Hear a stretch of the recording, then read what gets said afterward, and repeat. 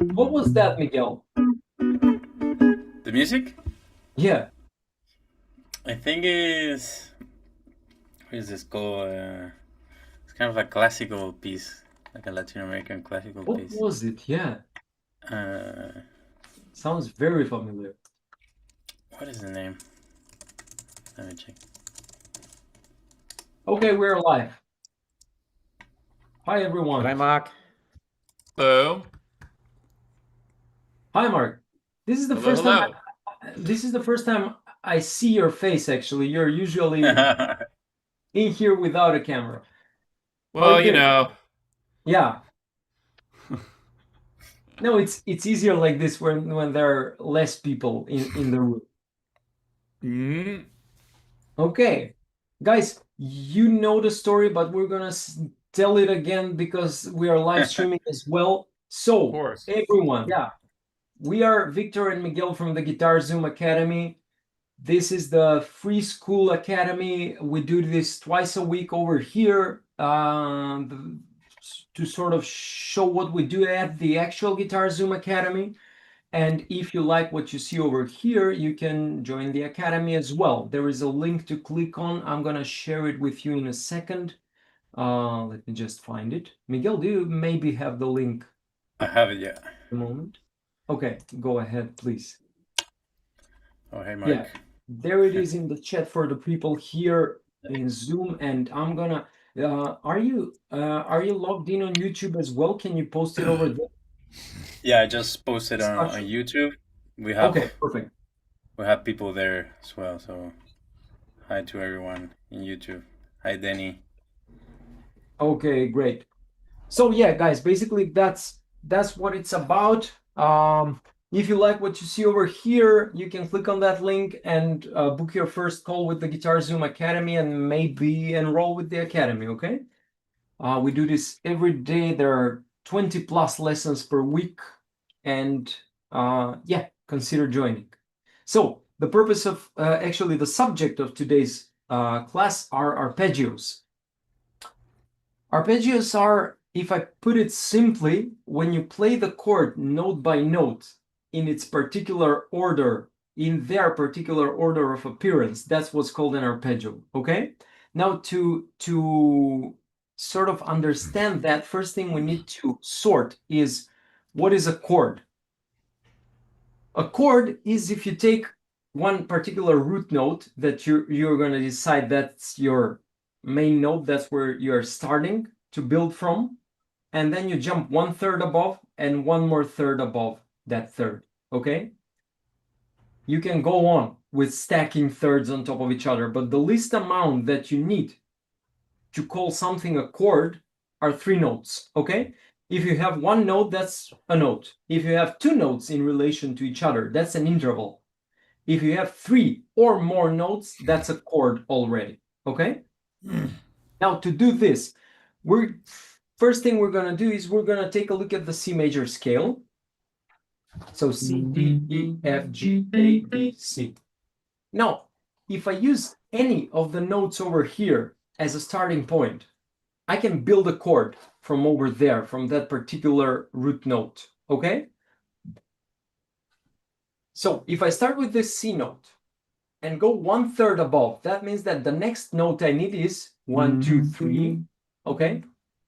C, E, sorry, C, D, E. And then from E, three notes above, again, E, F, G. Okay, so to build the C major chord out of the C major scale, what I need are the notes C, E, and G. So the root, the third, and the fifth.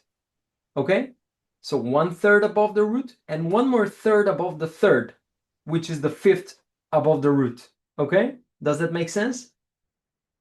Okay, please feel free to interrupt me if you don't understand anything and if you need me to repeat it, okay? Or to explain it more in depth.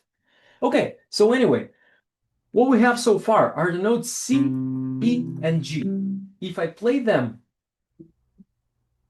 note by note like this is already the arpeggio of the C major chord, okay? I can stack them each on an individual string so that I can play them all at once. And this is what I get. C, D, C, E, G, right? If I go on and start repeating notes one octave higher, I'm gonna end up having C, E, G with the empty G string, and then C again here underneath the index finger, and another E on the high E string, okay? So this is C, E, G, C, E. I can also repeat that G note up here with the pinky. Okay? That's also an option for playing an open C chord, putting the pinky up here on the G note, even though this one is the most common. Okay, let me just tune my guitar.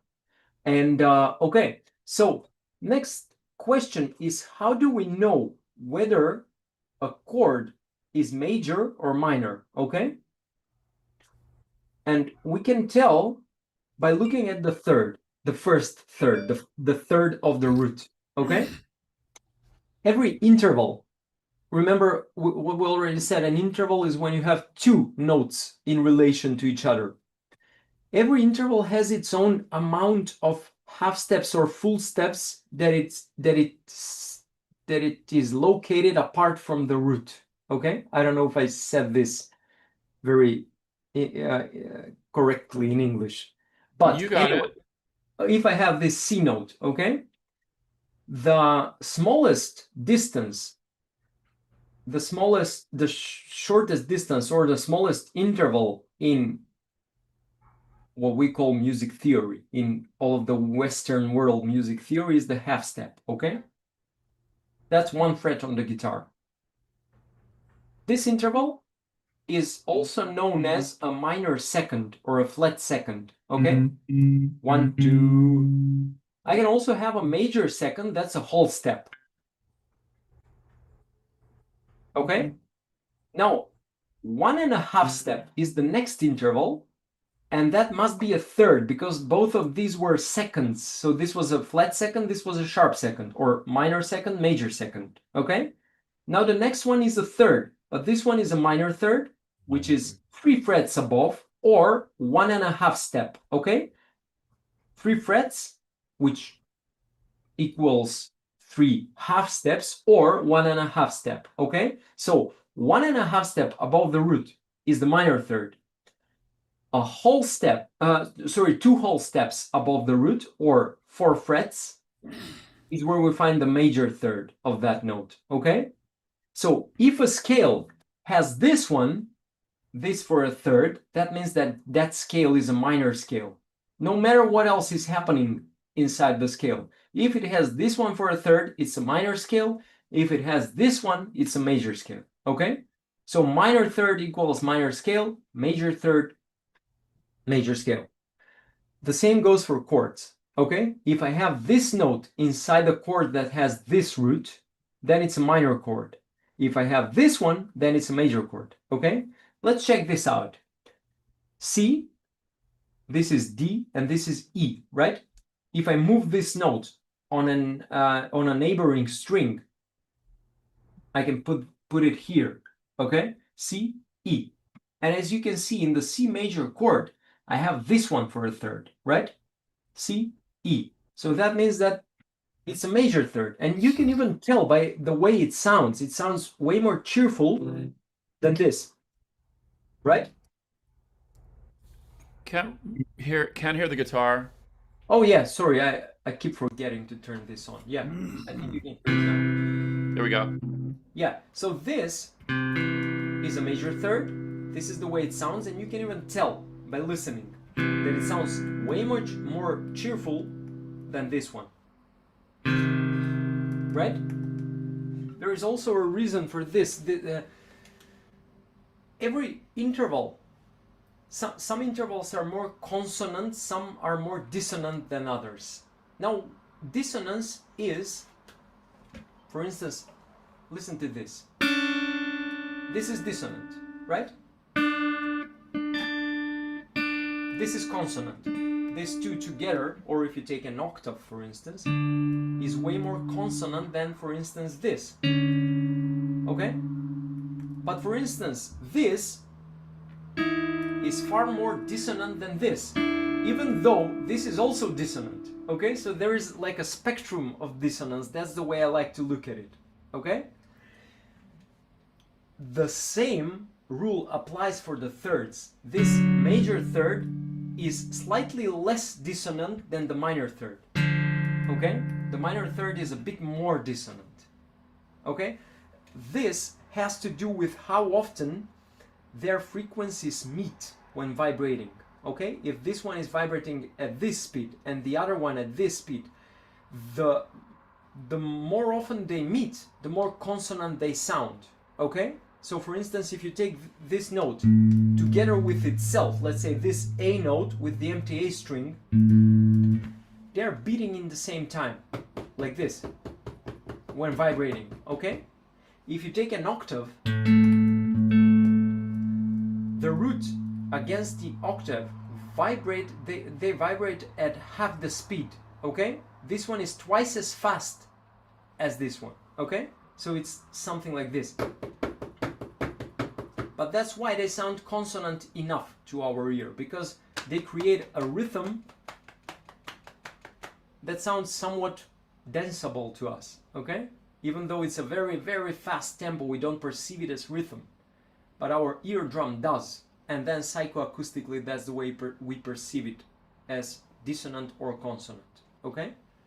Now if we go on and take a look at all of the intervals, on and on they become more and more dissonant, each next one. Okay? So if I take the fifth as an interval, it's still quite consonant. But if I take this flat 5, it's way more dissonant. Okay? And so on. Anyway, back to our arpeggio talk.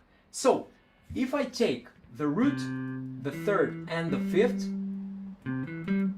that's a triad. That's the basic chord. Root, third, fifth, and it's called a triad. If I go on adding thirds on top, that means that now I have root, third, fifth, seventh. Okay? And that's how we build 7 chords, like the major 7th, the dominant 7th, or the minor 7th, or the major minor chord, which is not very widely used in rock and roll and pop music, okay, but it is quite a lot in more experimental stuff and in jazz music. If we go on, we'll end up having a 9 inside the chord, then an 11, a 13, etc. So all of the odd numbers, as you can see, 1, 3, 5, 7, 9, etc., etc. Okay, so as we saw, this was a C major, and this is the way it looks. And no matter where you play this interval on the guitar, if you take any root note and play this note next string 1 fret behind, okay, that will always be a major third as an interval, no matter where I play it, except if I start on the 3rd string, because this is where the tuning of the guitar changes. You see, if you've ever tuned the guitar by ear, you probably did this. 5th fret together with the next string, 5th fret together with the next string, 5th together with the next string, except for the 4th string, where you have the 4th fret together with the next string, and then you come back to the 5th fret. Okay? Did you know this? Yeah, so that's to say that the guitar in 440 is tuned in fourths, right? Unless until we get to the B string. Yes, the guitar is tuned in fourths, except between the G and the B string. Except so what's it tuned in there? What do you call that if not a fourth? That's a major third. Okay. Oh, major third. So if this is how a major third looks on all of the other string, this is how it looks between the G and the B string. Looks like a perfect fourth. Yes. Everywhere else on the guitar, this is what a perfect fourth looks like. Okay.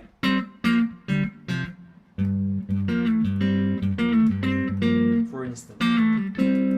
But just like the open strings, right? Yes. Same shit. Okay? These are all fourths on the same fret. Except, again, for the 3rd string together with the 2nd. Okay? So that means that if an arpeggio, a major arpeggio, looks like this over here, because you probably do know that this is a 5th, the power chord, right? Root, 5th. So if I have this, root, 3rd, 5th, that's already a major arpeggio, okay?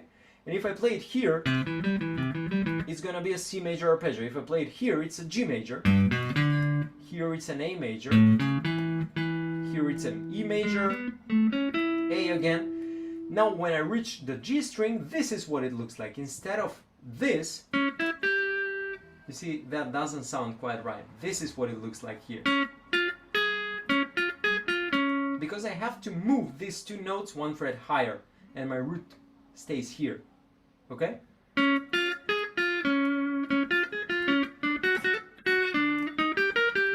Okay? Yeah, try that out. Wait.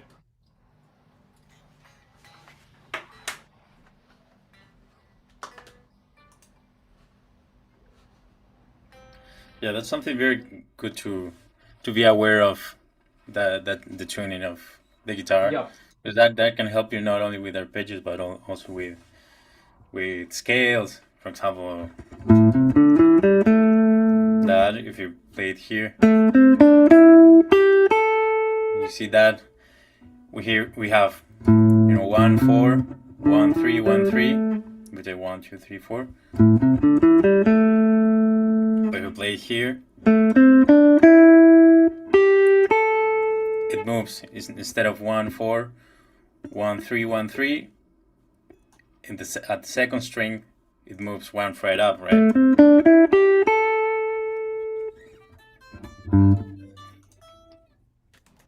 Or if I take just that, so for example, then yeah. So to be aware of that difference in tuning between the third and second string, it can help us, kind of navigate and figure out the Victor, can you demo that again, the thirds, and then when you get to the B string, what happens? Sorry, what's that? Can you demo that one more time with the arpeggiated thirds until you get to the B string? Yeah, sure. I'm gonna start all of them on the same fret, okay? To make it more plain. Which fret?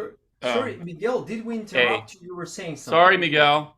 No. I was just talking about the same thing, but over the scales. Go ahead. Yeah. Go ahead. Okay, so here we go, Mark. Starting on the 5th fret, for instance. This is the A note, right? So Yeah. that's an A major chord. This is a D major. This here, G major. Now if I start up here, instead of playing like this, I'm gonna have to move both these notes on the B string one fret higher. Okay, so it's gonna look like this.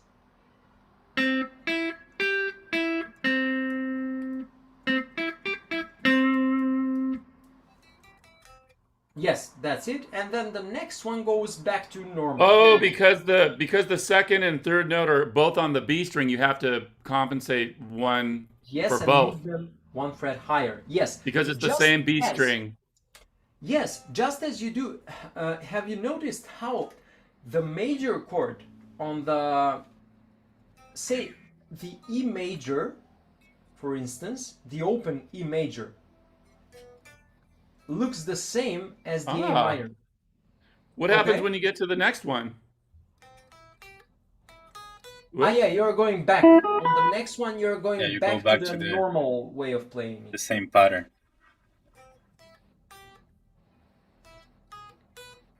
Yes, that's it. That's it. Oh, Have good you noticed exercise. Yes. Yeah. Arpeggio exercise. It's also very good for warm-ups.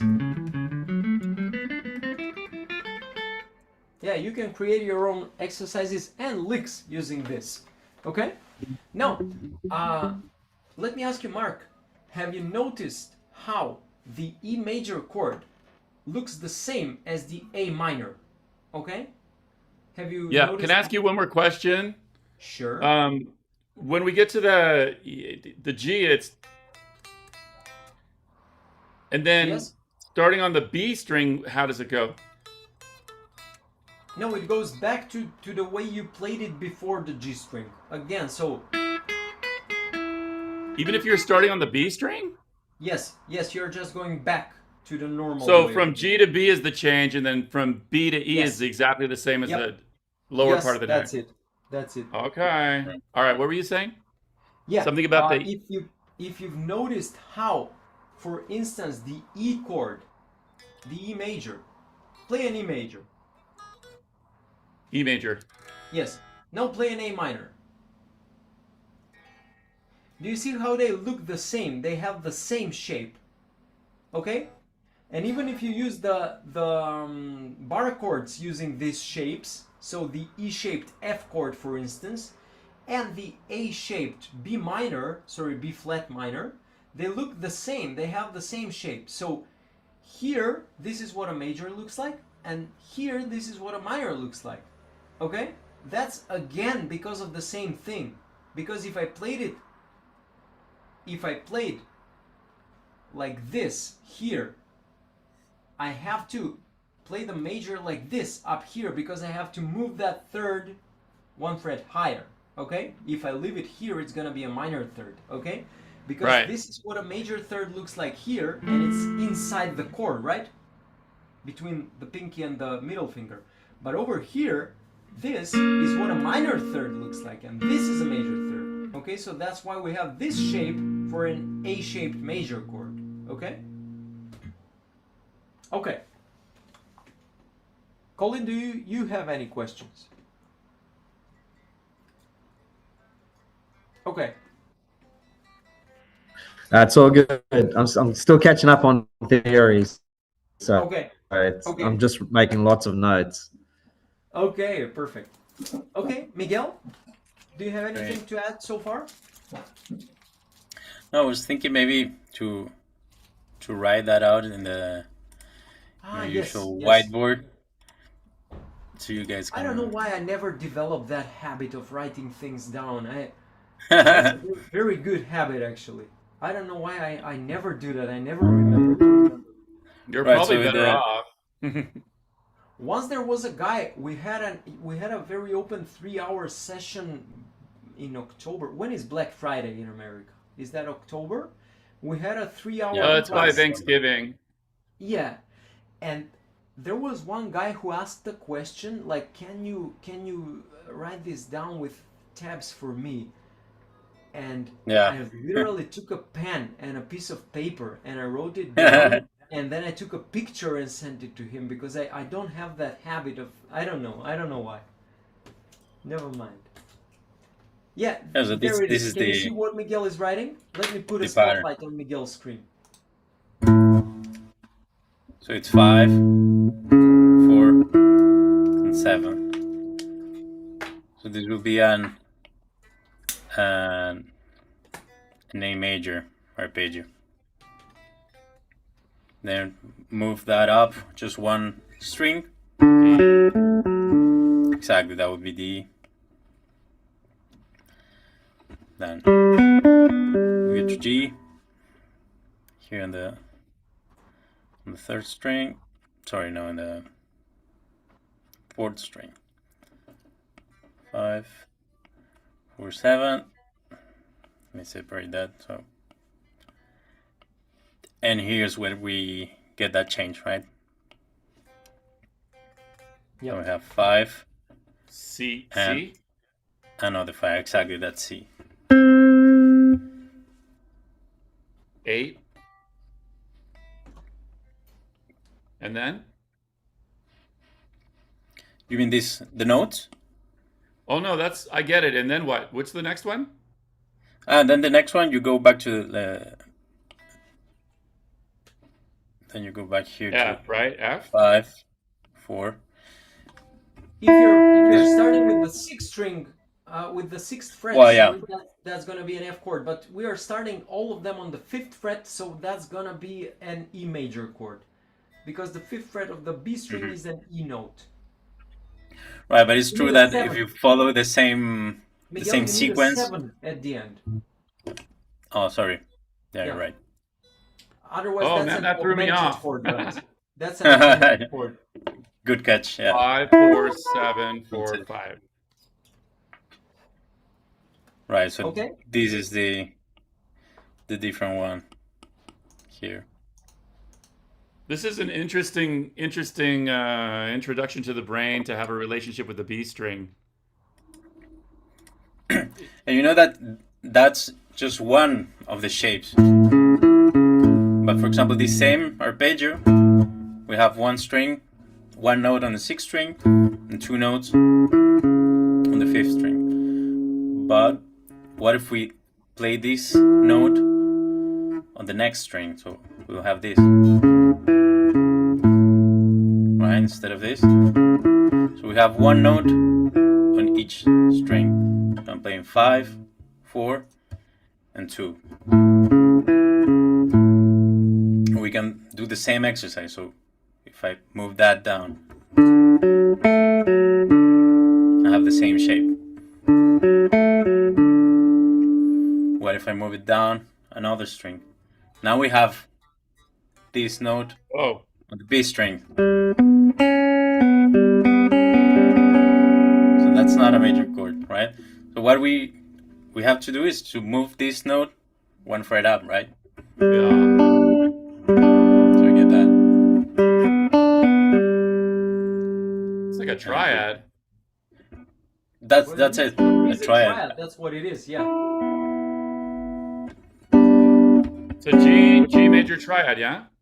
G major triad, yeah. And that's what you see here, but just in this middle strings. And actually these, you see, it's also a triad, for example. That's what you see here on a C major chord.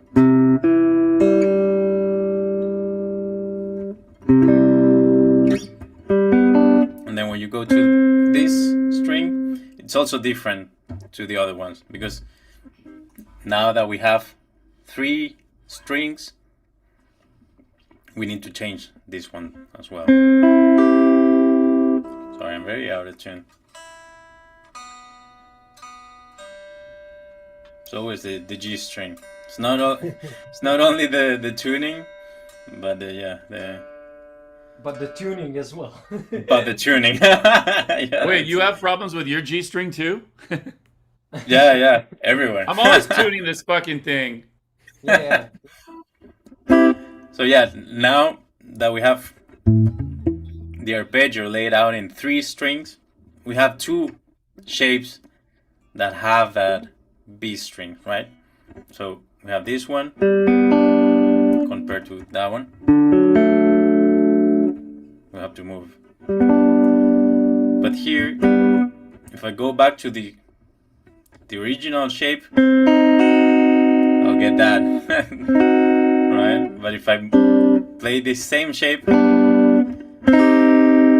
now I get a minor chord, right? So I have to move this one again. So and that's this is another C major. What we have there. So let me write that here again. So now we were playing this. It was 5, 4, and 2. Like that.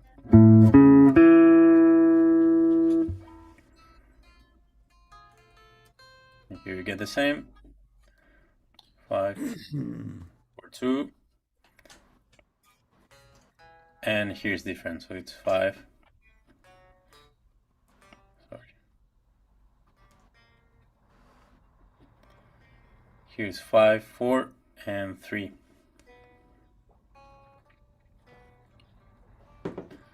Then 5 here. 5, 5, and 3.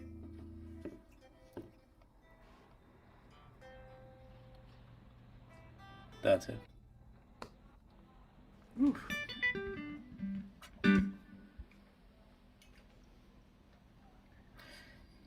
Are Yeah, you guys providing all of the school classes in the recorded area? Sometimes I go there and it's the recording is not there yet.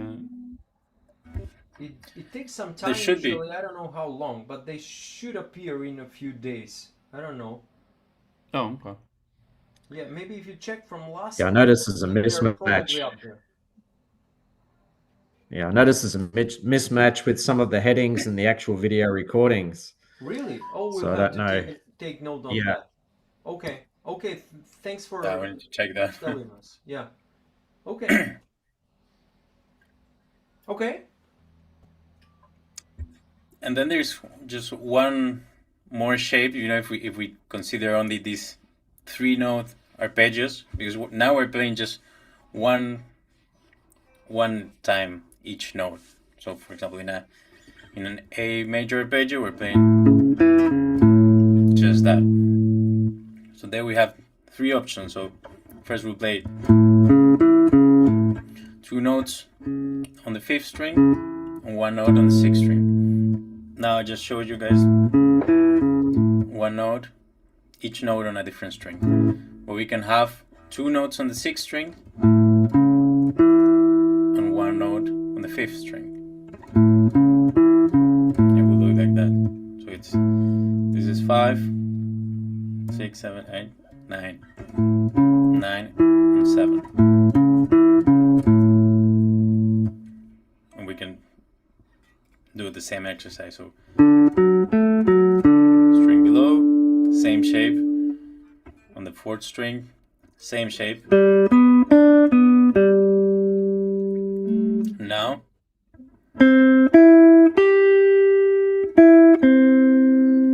the 2nd string. There we have 5, 9, and 8 instead of 7. And here on the 2nd string we go back to the 5, 9, and 7. So going from the G to the B, you need to compensate with 1/2 step up. Yep. Always. But then what happens to go from B to E? Because from B to E, you have a 4th. Oh, it's back to The normal. interval. Yes. So it's back to normal because Yeah. the tuning go back to a 4th. This is the only 2 strings that you have a 3rd. Okay. We move on to the minor arpeggios now. Let's go. do it. Okay. So, as we already said, the major third is something that is located 2 whole steps above the root. Okay? So that means that if we move that major third 1 fret below, we have a minor third. Okay? So, if instead of this we play this, that's a minor arpeggio, okay? And wherever we play it, it's gonna be the same, except again up here. I have to, instead of playing this, I have to play this.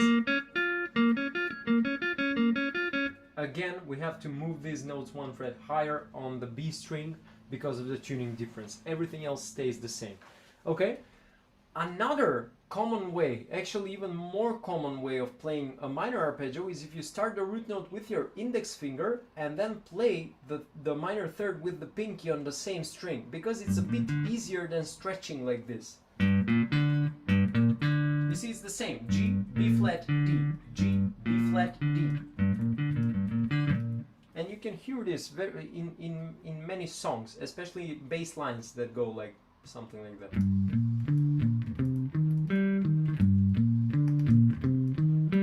That is actually nothing but the chord arpeggio in that bass line, okay? If you an example that comes to mind is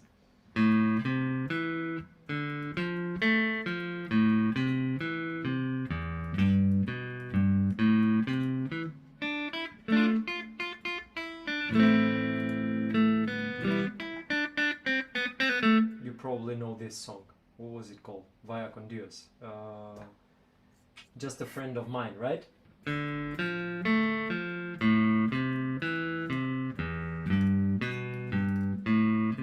Why? Because what I'm playing is D minor arpeggio, A minor arpeggio, E minor arpeggio, and then the chords B minor, A minor, B minor,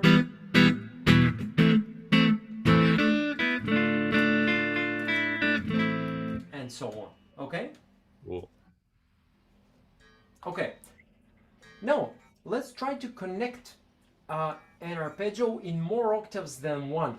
Okay? If we go back to that major arpeggio, if I start with this G and go G, B, D, regardless of what the notes actually are, you don't even, it's not mandatory to know the note names of the rest of the notes. As long as you know that this is your G note, and if that's a root, this is the third and this is the fifth, you're good to go, okay?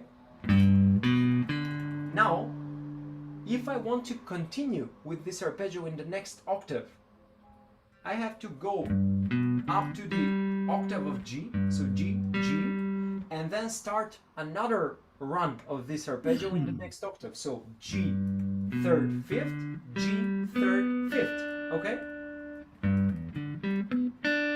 And then another G up here, another third up here.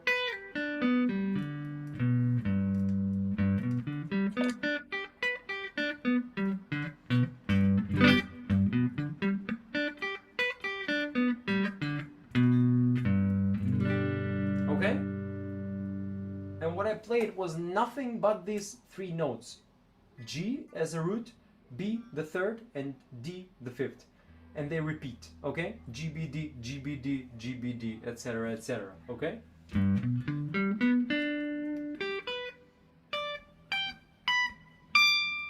Okay? I only played these three notes all over the fretboard now. And that's it, okay? You can also see this inside the C major chord itself, the open C major. C, E, G, C, E, G. Okay?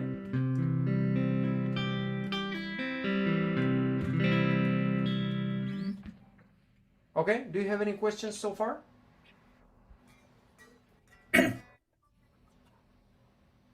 Mark, Colin? Anybody? I on don't YouTube? know. Any I was just questions? trying to do what you were doing. Okay, let me hear you. Go ahead. Wait.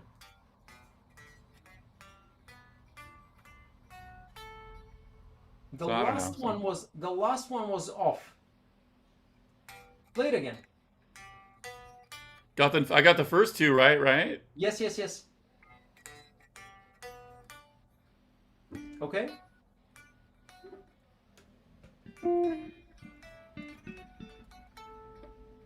What you're doing now is you're actually starting another arpeggio with a D note for a root. Okay? Well, this is what you did. G, B, D, G, B, D, and then you started here again on the last note, D, F sharp, A. Whereas you should do this, G, B, D, G, B, D, and then another G, B, D.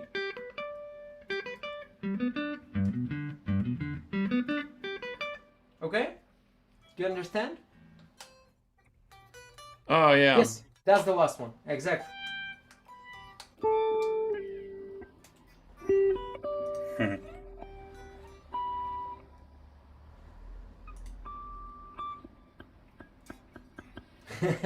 Yeah.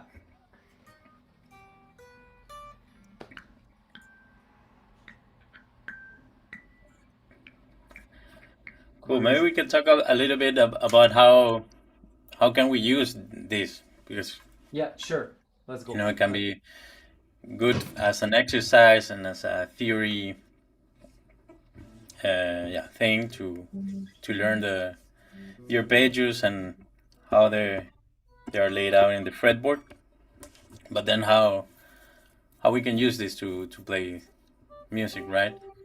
Yeah. So one way is, when we're improvising, for example, in a given chord progression, we might usually go for, let's say, for a pentatonic scale, right? We'll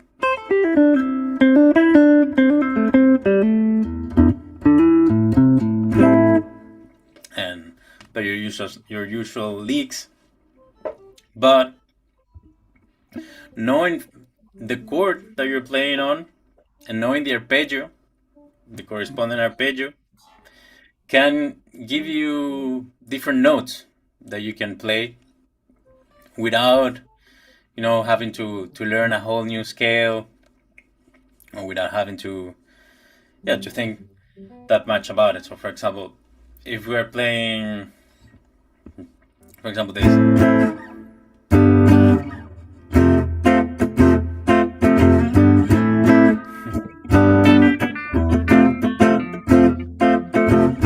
Exactly. So, A minor, G major, and F major. So if we look at that exact solo, the solo of Stairway to Heaven, start very pentatonic, right?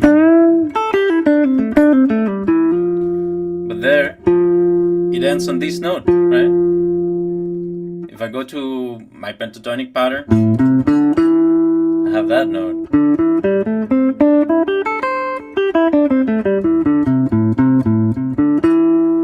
But why does it play this note instead?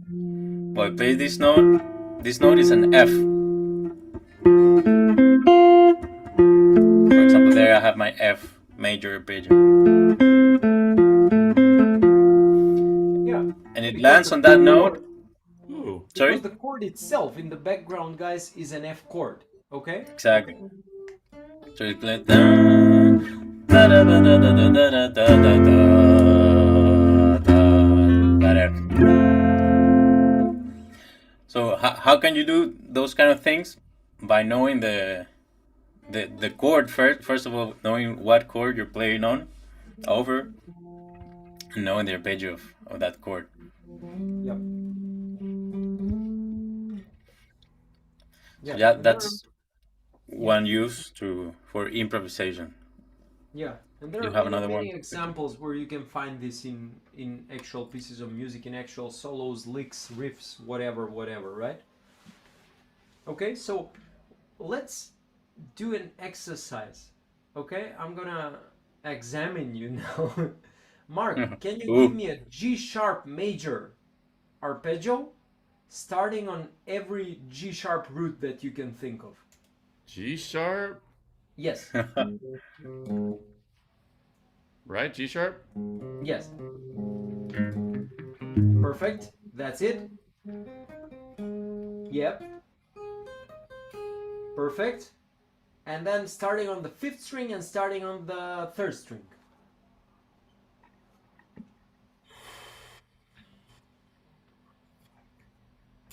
And now it's where the brain starts working.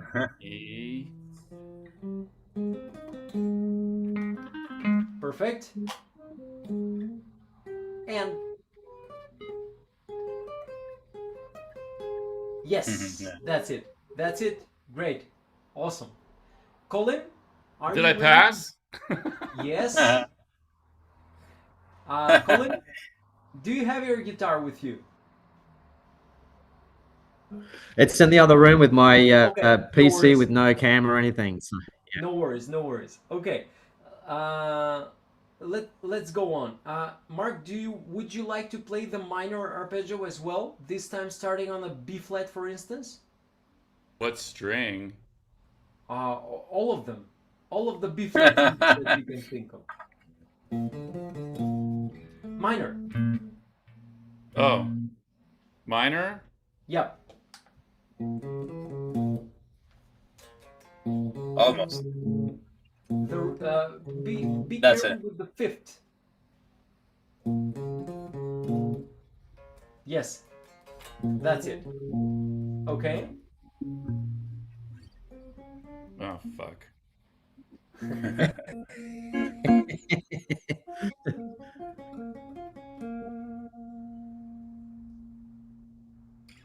Yes.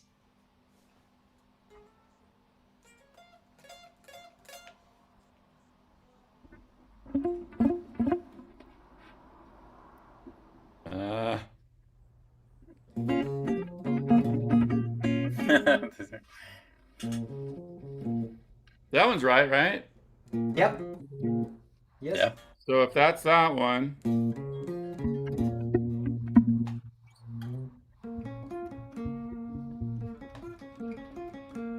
that one's right, right? Yes. Yep. Oh fuck.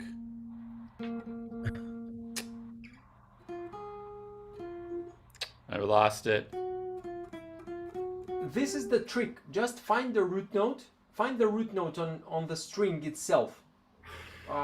Whichever string you may be using. Let's go one by one. You played the one starting with the 6th string. Now let's go to the 5th string. Where is the B flat note on the 5th string? On the 5th? On the 5th string, yes, B flat. Oh, it's on the 5th string. Yes. Fuck, man. You have Up two. here? It's up here. Yes. Either the 1st fret or the 13th fret, 1 octave higher. Yes. Yes. Now on the 13th fret, you can play the root and then play the 3rd on the next string, right? Because you can stretch behind the 12th fret. But if you started here, it is impossible to play it in this way. The only way you can play it here is if you start with the index finger and play the minor 3rd on the same string with the pinky. Okay? Do you understand what I'm saying? Yeah. Try that. Oh, fuck. Minor 3rd. Well, what do you mean? The minor 3rd is 3 frets higher if you play it on the same string. That's just like the minor pentatonic scale starts. Remember how the minor pentatonic scale goes? You start with the root and then the pinky is playing the minor 3rd. Okay? Yeah. Yes. So that's a minor 3rd.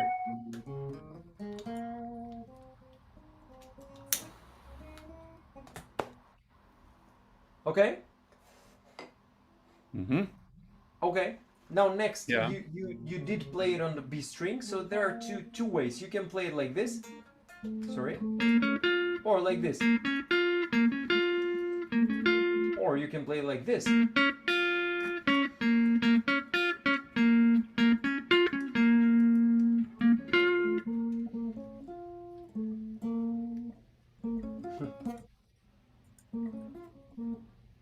Yes. Okay, great. That's it. Now using this in context, for instance, if I have, let's stick with this B flat minor, okay?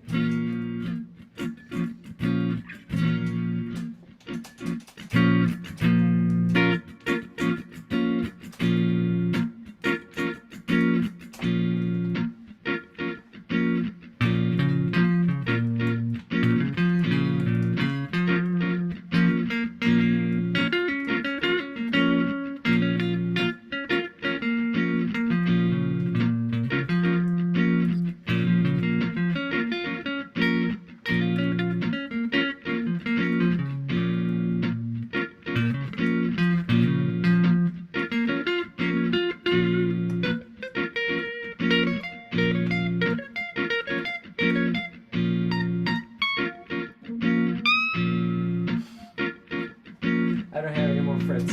But you get the idea. As long as I am playing these 3 notes over the chord itself, it will always sound right because I'm not going outside of the chord at any time, okay? I'm only playing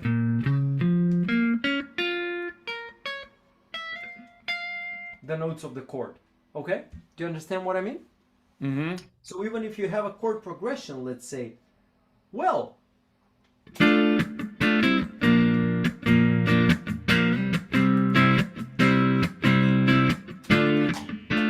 what is this? Eagles. Let's take a look at it. Okay, this is a D minor, and then this is a B minor,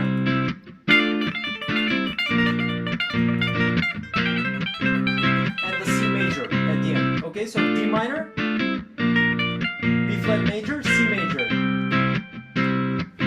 Okay, because the chord progression is same: D minor, B major, sorry, B flat, C major, and then the solo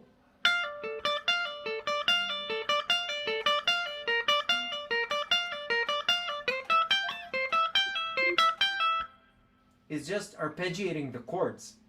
Okay, that's what it is. Even if you take a look Who at is that? verse, Who's that again? the song or Yeah, the Sultans of Sultans of Swing, Swing. isn't it? Yeah, by Yeah. Dire Straits. yeah, Dire Straits. That's yeah. right. Even if you take a look at that first solo where the chord progression is slightly different,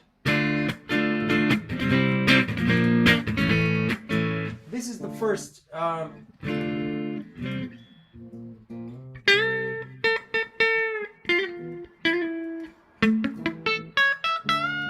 On top of that A major chord, there is this A major arpeggio. Okay? And also keep in mind that if you understand the cage system already, some of the shapes in the cage system are actually very common and very comfortable for arpeggiating, even for sweep picking arpeggios. Okay, or what is this? D minor arpeggio, right? And then with the 7 up there, D minor 7. You get a shiver in the dark, it's been raining in the park, but meantime, and then there is this. Because what is this? This is a C-shaped A major, nothing more than that, okay? The chord is A major in the background, and what he plays in the solo is just an A major arpeggiated chord, okay? Do you understand? Yeah. Okay. Okay, do you It's have pretty any cool, that questions, solo. guys? Yeah. So for example, you could practice the arpeggios, finding other ways of playing the same thing. You could play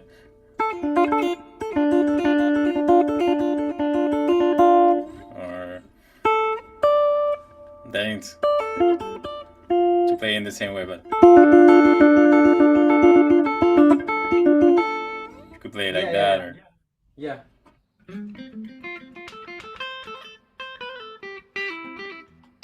I listened to this song a few days ago. I don't know if you know this one. Light in the Black by Rainbow, Richie Blackmore. There is this very long solo of arpeggiating chords all over the place, and it goes something like.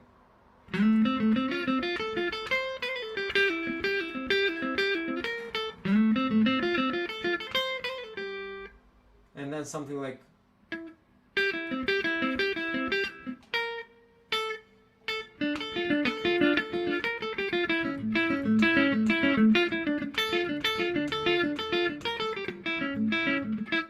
Okay, that's what it is. So F major, and then C major, and then D minor, A major, okay, and so on. And he just follows the chord progression and makes melodies out of the chord notes, and that's it, okay? As simple as that. Even if you take a look at this,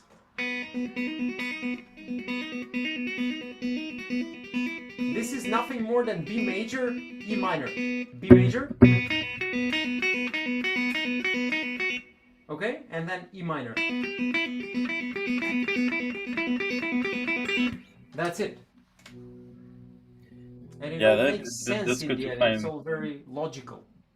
Right. For example, this one.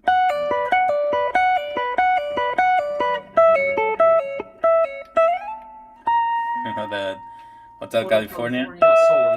Yes. Again, arpeggiating the chords. Or Yep. I can think also of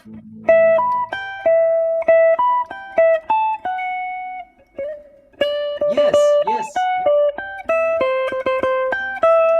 so it's kind of connecting again the arpeggios.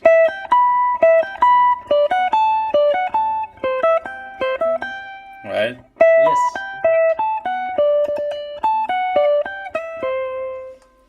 So different examples where you can kind of very clearly see the Man, the other arpeggio day when we were type. doing song breakdowns, I wanted you to play the solo for Goodbye to Romance.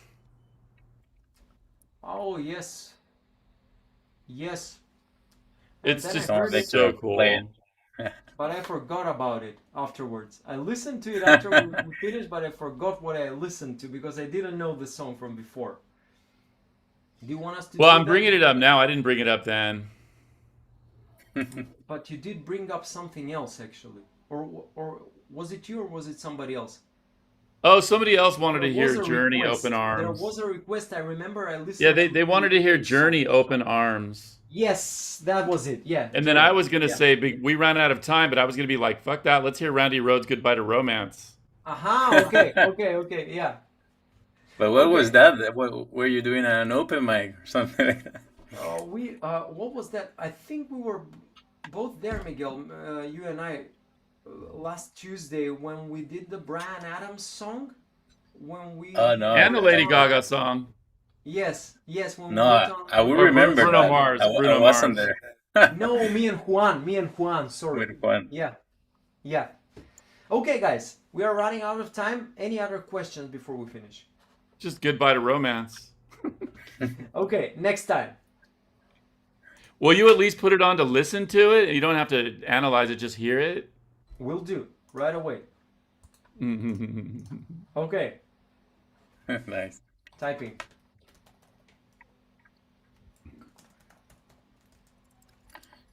There it is. Okay, I'll give it a listen now. Thanks, guys, for joining, and see you next time. See you Okay. next time. Thanks, Bye-bye. guys.